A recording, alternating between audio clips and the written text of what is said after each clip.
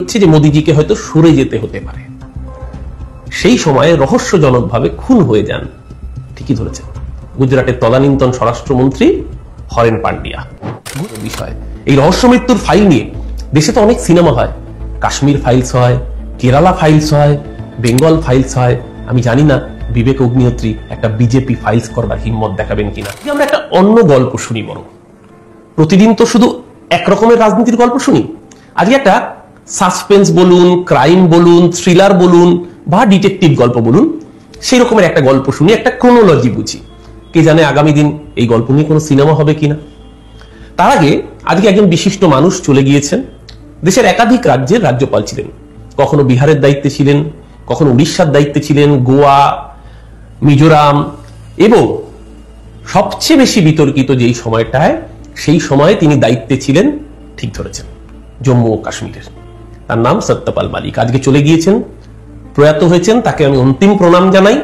কিন্তু কেন সত্যপাল মালিকের প্রসঙ্গ আজকে আসলো? সত্যপাল মালিক হচ্ছেন সেই ব্যক্তি যিনি প্রথম হুইসেল ব্লোয়ারে কাজটা করেছিলেন পুলওয়ামায় জঙ্গি আক্রমণের পরে। প্রথম দেশের মানুষ জানলো যে তিনি বিজেপির একদম পছন্দের ব্যক্তি।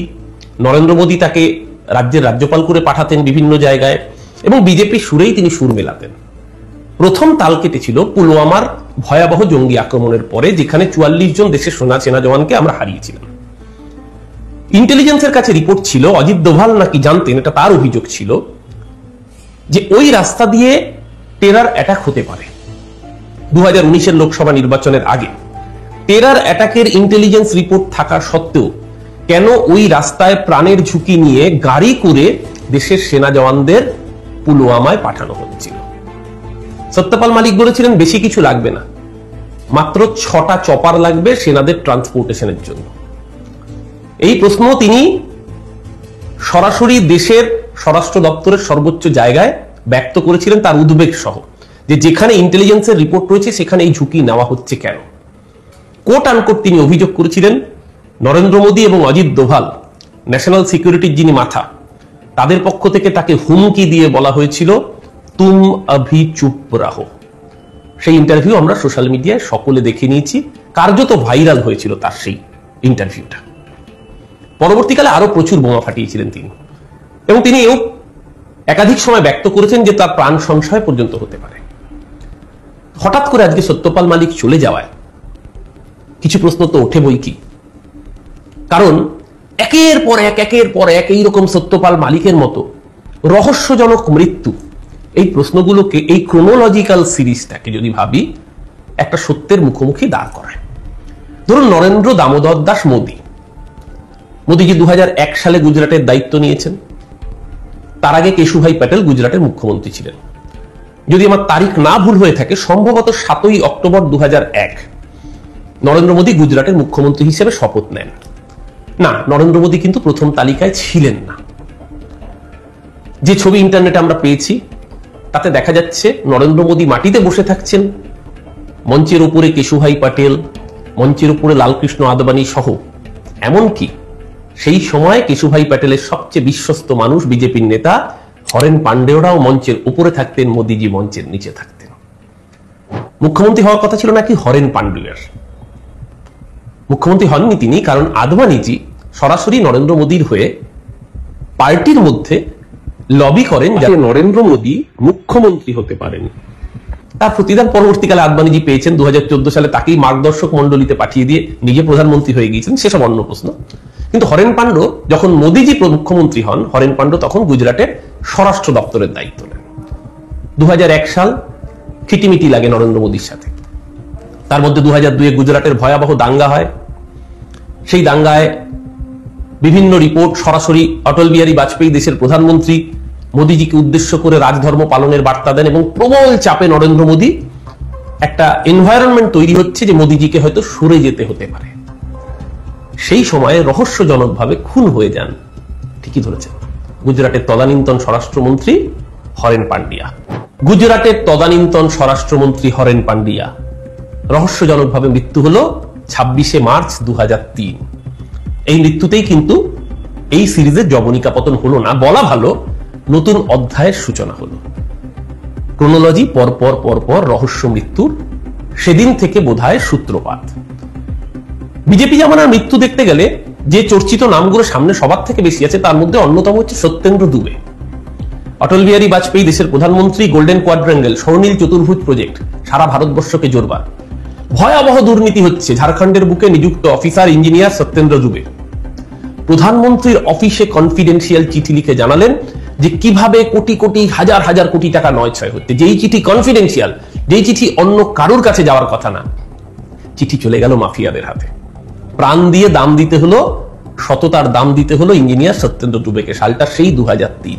তো এই ক্রোনোলজি আজকে যখন সত্যপাল মালিক 2025 সালে আসে, তার আগে একাধিক ঘটনা আমরা তো ভুলিনি। ধরুন 2014 সাল নরেন্দ্র মোদী ক্ষমতা এলেন দেশে।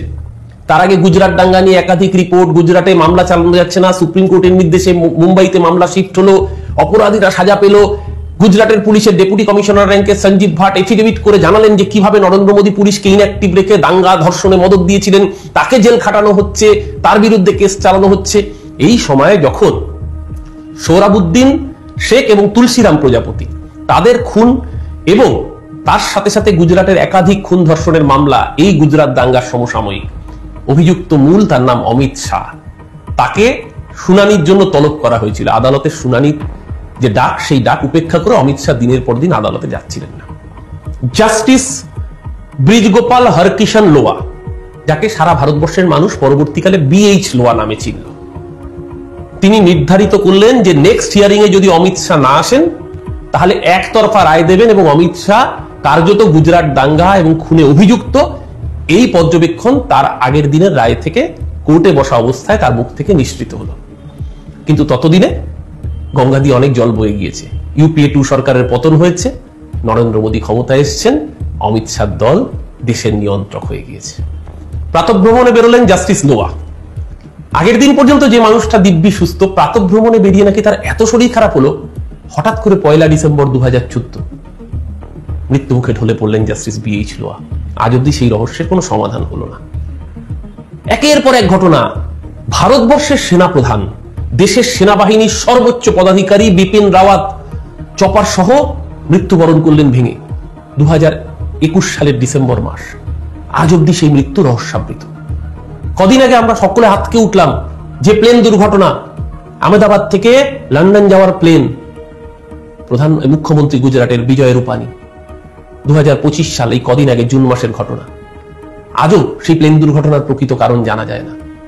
এর মাঝে মনে থাকবে আপনাদের, যখন নরেন্দ্র মোদী প্রথম ক্ষমতায় এলো, গোপীনাথ মুন্ডে নরেন্দ্র মোদীর মন্ত্রিসভার অন্যতম সদস্য।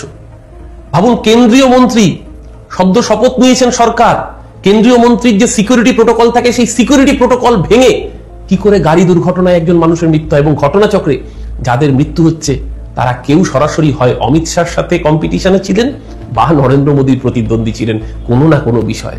এই রহস্য মৃত্যুর ফাইল নিয়ে দেশে তো অনেক সিনেমা হয়, কাশ্মীর ফাইলস হয়, কেরালা ফাইলস হয়, বেঙ্গল ফাইলস হয়। আমি জানি না বিবেক অগ্নিহোত্রী একটা বিজেপি ফাইলস করবার হিম্মত দেখাবেন কিনা। যদি করেন, আমরা সবাই দেখবার অপেক্ষায় থাকবো এই বিজেপি ফাইলসটা। বাংলার মানুষ সহ গোটা দেশের মানুষ এই খুন রহস্যের অন্ধকারে থাকা কাহিনীর পেছনের আসল সত্যগুলো কবে সামনে দেখতে পাবে আমি জানি না। এর পিছনে হয়তো কোনো অন্য কারণ নাও থাকতে পারে, হয়তো দুর্ঘটনাও হয়ে থাকতে পারে। কিন্তু দেশের মানুষ এটা নিয়ে যদি কোনো তথ্যচিত্র নির্মাণ হয়, আমার নিশ্চিত ধারণা অধীর আগ্রহে অপেক্ষা করবেন। আপনারা থাকবেন তো? যদি অপেক্ষা করেন, যদি বক্তব্যের সাথে সহমত হন, একটা লাইক শেয়ার তো হয়, তার সাথে বন্ধুদের বলুন না চ্যানেলটিকে সাবস্ক্রাইব করে নিতে। ভালো থাকুন। আজকের গল্প এ পর্যন্তই। নমস্কার, আমি অরূপ চক্রবর্তী।